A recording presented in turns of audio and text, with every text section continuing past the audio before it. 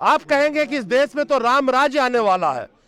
जिस राज्य में सबसे ज्यादा राम राज्य है यानी कि उत्तर प्रदेश, 2,40,000 पॉक्सो एक्ट और रेप केस के जो केस पेंडिंग है इस देश में, जहां महिलाओं और लड़कियों को न्याय चाहिए कोर्ट से, 2,40,000 संख्या में से 56,000 सिर्फ अकेला टॉप में उत्तर प्रदेश। यही इसी राम राज्य की लोग कल्पना कर रहे हैं और यही राम राज्य का सपना दिखाया जा रहा है उनको।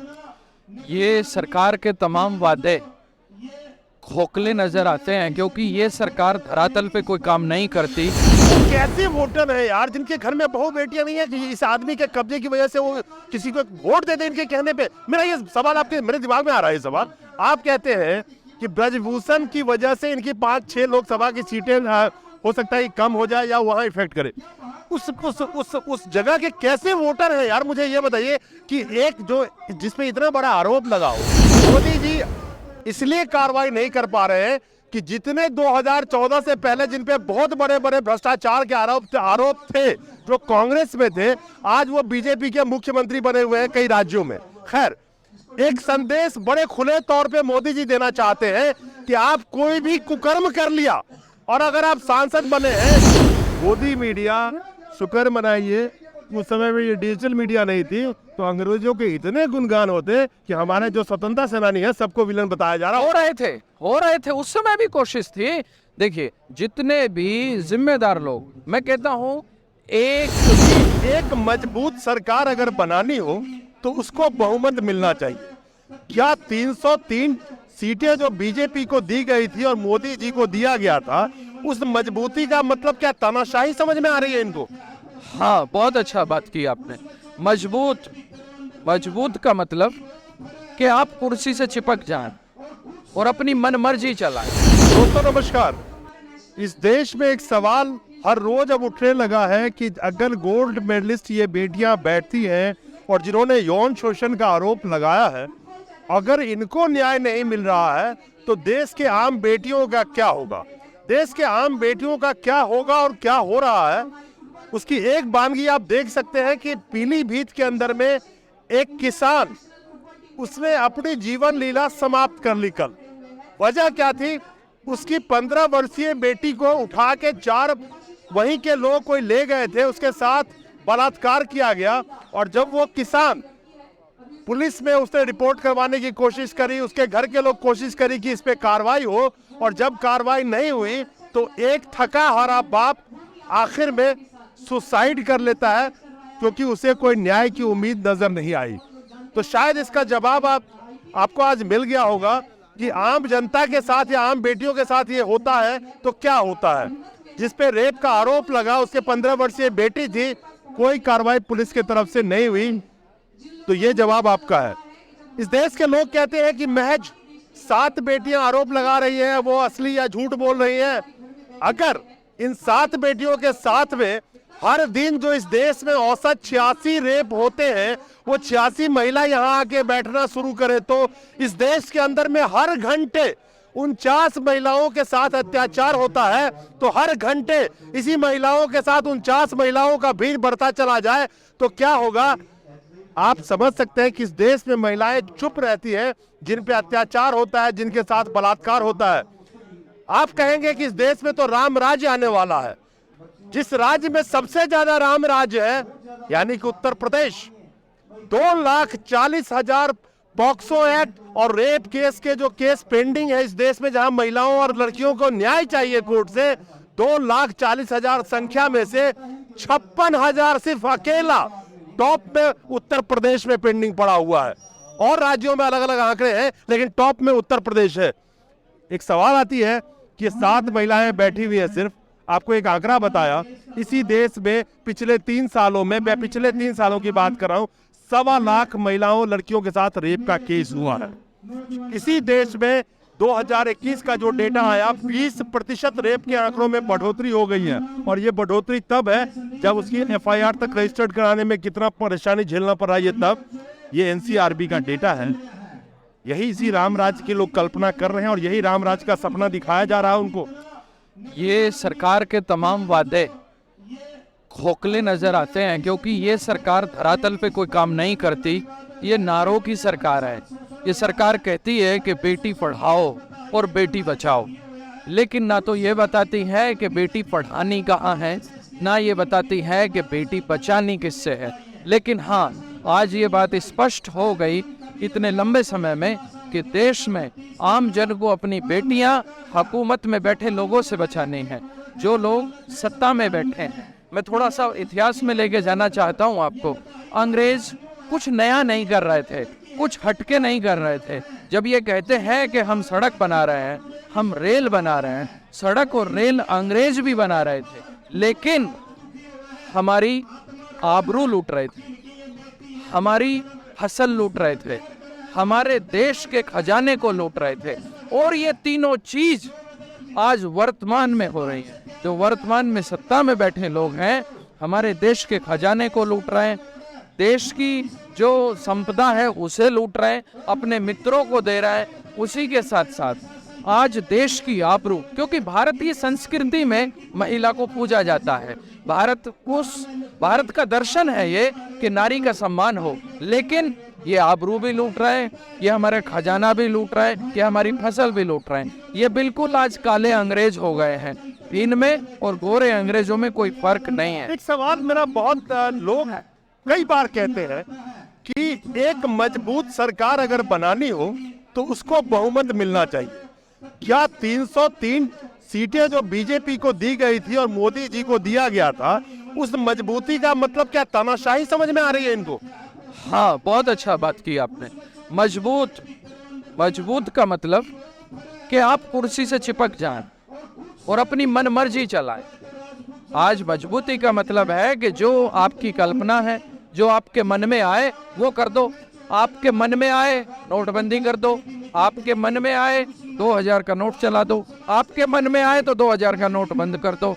ये मजबूती का मतलब कहीं ना कहीं तानाशाही को समझ रहे हैं। लेकिन मजबूती का मतलब होता है कि सरकार जनता के हितों में काम करे। आप समझिए, ये सरकार नाम बदलने वाली सरकार है। मैं तो हमेशा कहता हूँ कि ऐसा ना हो कि कहीं बेरोजगारी का नाम बदल के ये रोजगार करते हैं। ये नाम बदलते हैं, सड़कों के नाम बदलते हैं, जगह के नाम बदलते हैं, स्टेशन के नाम बदलते हैं। अब आप देखिए ना कि ये नाम बदल रहे हैं कि कानून काम कर रहा है। नहीं, सवाल एक मेरा है बेनीवाल जी, सबसे बड़ा सवाल मुद्दा तो ये है कि 2014 से पहले 2011 का जो निर्भया का मामला था, उसको बहुत कितने एग्रेसिव थे, और होना भी चाहिए। एक विपक्ष है, कोई उसमें कोई बुराई नहीं है, लेकिन जो इतनी एग्रेसिवली एक निर्भया का मामला, एक भ्रष्टाचार काला धन का मामला, दो मामले आपके जहन में आते होंगे इस सरकार के आने की सबसे बड़ी वजह। महिला बचाओ, क्योंकि निर्भया का उसमें इशू चल रहा था, और एक काला धन का इशू था। इन दोनों इशू पे सरकार तो आज कायम है, बोलती कहाँ? मोदी जी ने तो खैर बात ही छोड़ी, बोलती कहाँ इन दोनों मुद्दों पे? नहीं, ऐसा कौन सा मुद्दा है जिस मुद्दे को लेकर ये सरकार सत्ता में आई, ये लोग सत्ता में आए और उस पर बोलते हो? आप एक तो बताओ, बेटी बचाओ बेटी पढ़ाओ पे ये बोलने को तैयार नहीं है, बहुत हुई महंगाई की मार पे ये बोलने को तैयार नहीं है, भ्रष्टाचार पे ये बोलने को तैयार नहीं है, ये किसी भी विषय पे बोलने को तैयार नहीं है। हाँ, एक विषय पे इनकी पीएचडी है कि देश की आम जनता को बांटना कैसे है, भाई को भाई से लड़ाना कैसे है। ये पहले धर्मों में लड़ाते हैं, जब धर्म में आदमी उस पिंजरे से बाहर रह जाए तो जातियों में लड़ाते हैं, यदि उस जाल में भी नहीं फंसता तो क्षेत्रवाद में लड़ाते हैं, उस जाल में भी नहीं फंसता तो भाषा में लड़ाते हैं। मतलब आम जनता को बांट रहे हैं। लेकिन मैं ये बताना चाहता हूँ कि ये सगे किसी के नहीं है। मैं आपको बता रहा हूँ, ये किसी के सगे नहीं है।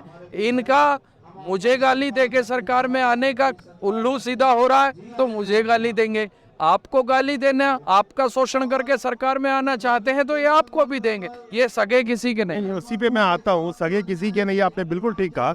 जिस स्क्रिप्ट को कानून मंत्री किरण रिजिजू जी बार बार सुप्रीम कोर्ट पे और न्यायालय पे वो टिप्पणियां करते थे, आज क्या उन्हीं की कद नहीं काट दी गई? उनको जो हटाया गया है, क्योंकि हमारे न्यायिक व्यवस्था और सरकार के बीच में एक तनातानी चल रही थी, नंगे आंखों से जनता देख रही थी किस तरह से सुप्रीम कोर्ट हो या अलग अलग न्यायालय हो, उस पर अलग अलग तरीके का टिप्पणी करना किरण रिजिजू जी का।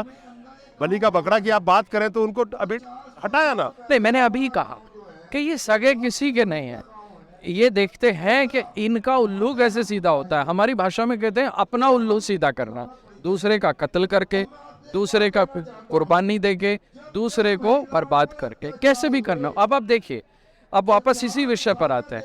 देश की 7 बेटियां, देश की एक बेटी भी आरोप लगाए तो उस पर भी जांच होनी चाहिए और उस पर भी न्याय मिलना चाहिए।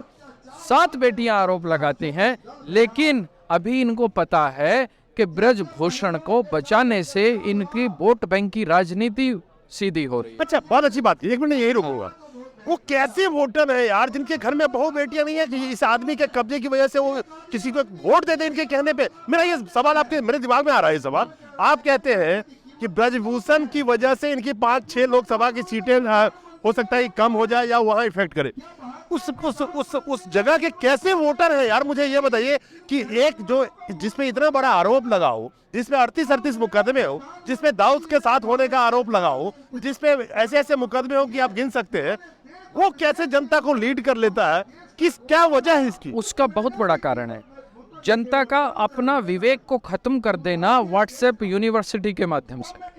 जनता का जो अपना विवेक है, जो सेल्फ डिस्क्रिमिनेशन है, अपनी जो सोचनीय शक्ति है, उसको खत्म कर रहे हैं। ये आप समझिए कि दिन में 4 डोज देते हैं। सुबह देते हैं अखबार के माध्यम से, फिर देते हैं मोबाइल के माध्यम से, फिर देते हैं टीवी के माध्यम से, फिर व्हाट्सएप यूनिवर्सिटी इनकी निरंतर चल रही है। कर क्या रहे हैं? आज इन्होंने ऐसे हालात पैदा कर दिए कि एक की बेटी की आबरू लुटे तो दूसरा ताली बजाता है। उसको नहीं पता कि तू आज ताली बजा रहा है, कल अगला नंबर तेरा है। आप समझने की कोशिश करिए कि जनता गलत नहीं है। जनता इंफॉर्मेशन के माध्यम से, जानकारियों के माध्यम से रोज दिन में 6-6 बार हिंदू मुसलमान जातियों में बांटकर, धर्मों में बांटकर, क्षेत्र में बांटकर जनता को एग्रेसिव कर दिया दूसरे के खिलाफ। भारत में एक कहावत है कि दूसरे की 2 फोड़ दो, मेरी 1 भी फूट जाए। अब समझ, ये उसका यूज कर रहे हैं। करते क्या है कि लोगों को बांट दिया, आज हो गया। अब बजाइए ना, भारत का पूरा दर्शन देखिए। मुट्ठी भर अंग्रेज पूरे देश में एक ही नीति के माध्यम से राज कर पाए 200 वर्ष।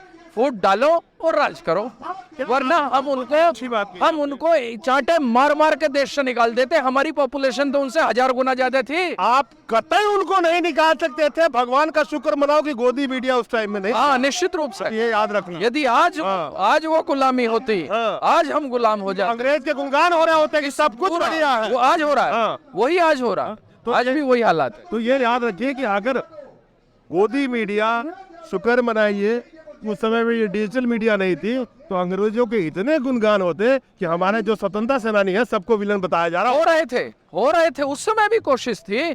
देखिए, जितने भी जिम्मेदार लोग, मैं कहता हूँ एक भी बड़ा आदमी जो उस समय के जो बड़े लोग थे, मुझे एक ही कुर्बानी बताइए। भगत सिंह आम घर से आते थे, मंगल पांडे आम घर से आते थे।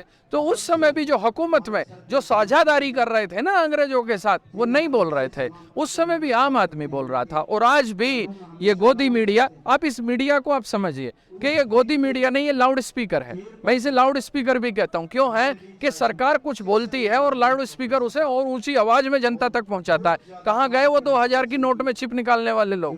बताते थे कि ये नीचे रसातल में भी चला जाए। बुत्ता पे आऊंगा, नहीं, मैं बता रहा हूँ गोदी मीडिया का चरित्र बता रहा हूँ। मेरा एक सवाल ये है कि जनता जहां एजुकेटेड होती है, आप कर्नाटक का उदाहरण ले लीजिए और उस राज्य की आप अशिक्षित होने का दर देखिए, बहुत बेहतर है और राज्यों के मुकाबले शायद 4थे या 3रे नंबर पे आता है।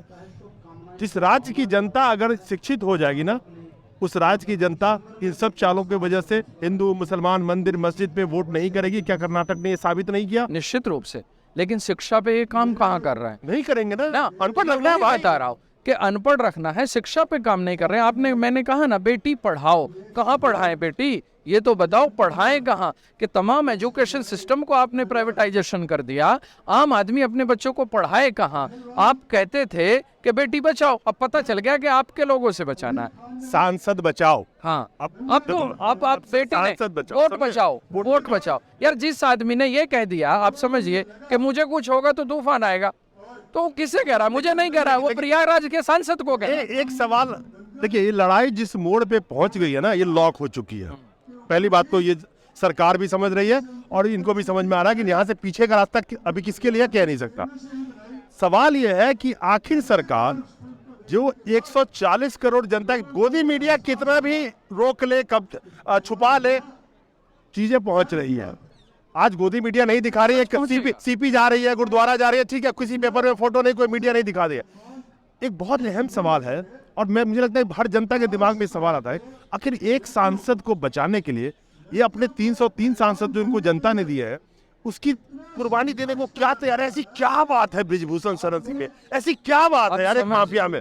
एक सांसद नहीं, उसका मैसेज समझिए कि मुझे कुछ होगा, तूफान आएगा। वो प्रयागराज तक असर कर रहा। आप समझने की कोशिश करिए, प्रयागराज के सांसद अपने आप को भी बचाने की कोशिश कर रहे हैं।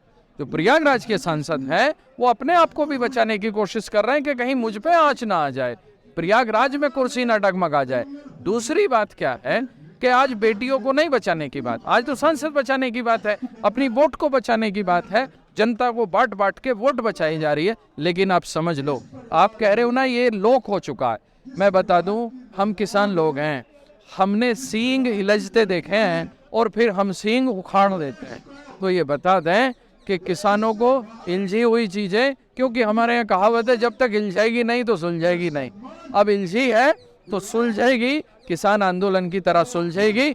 और निश्चित रूप से आप समझिए, जब खेती बचाने की बात थी हम 13 महीने सड़कों पे रह गए, अब तो लड़ाई आबरू की है, अब तो बेटी बचाने की है, सम्मान की है। बिल्कुल। तो ये लड़ाई और भी तीखी होगी और ताकतवर होगी और मजबूत होगी और निश्चित रूप से हुकूमत को बताएगी कि जनता सर्वोपरि होती। हमने इनसे एक सवाल किया कि आखिर बृजभूषण में ऐसा क्या है कि मोदी जी या भारतीय जनता पार्टी उस पर एक्शन नहीं ले रही है। इनका जवाब तो आपने सुना, लेकिन मेरा सोचना यह है कि भारतीय जनता पार्टी, बीजेपी, खास करके मोदी जी, बीजेपी क्या मोदी सरकार बोलिए, मोदी जी इसलिए कार्रवाई नहीं कर पा रहे हैं कि जितने 2014 से पहले जिन पे बहुत बड़े बड़े भ्रष्टाचार के आरोप थे जो कांग्रेस में थे, आज वो बीजेपी के मुख्यमंत्री बने हुए हैं कई राज्यों में। खैर, एक संदेश बड़े खुले तौर पे मोदी जी देना चाहते हैं कि आप कोई भी कुकर्म कर लिया और अगर आप सांसद बने हैं, तो अगर आप बीजेपी पार्टी में नहीं है तो आप इस पार्टी में चले आइए, आपके ऊपर कोई कार्रवाई नहीं होगी। और खुले तौर पे ये मैसेज दिया जा रहा है कि आप बीजेपी में शामिल हो जाइए, उसके बाद अब कुछ भी है, माफिया है, डॉन है, कत्ल करी हो, मर्डर करी हो, रेप किया हुआ हो, आपका कोई कुछ बिगाड़ नहीं सकता। तो दूसरे सांसदों के लिए एक संदेश भेजा जा रहा है कि कहीं अगर कमी पड़े किसी सांसद की, तो ऐसे ऐसे सांसद को चिन्हित करो जिसपे मुकदमे चल रहे हो, आप हमारे पार्टी में आ जाओ, फिर आपको कोई फिक्र करने की जरूरत नहीं है। ये एक खुला संदेश दिया जा रहा है इस देश की जनता को। वोट देने के बाद उस वोट को कैसे इस्तेमाल करना है, ये कोई बीजेपी से सीखे। नमस्कार।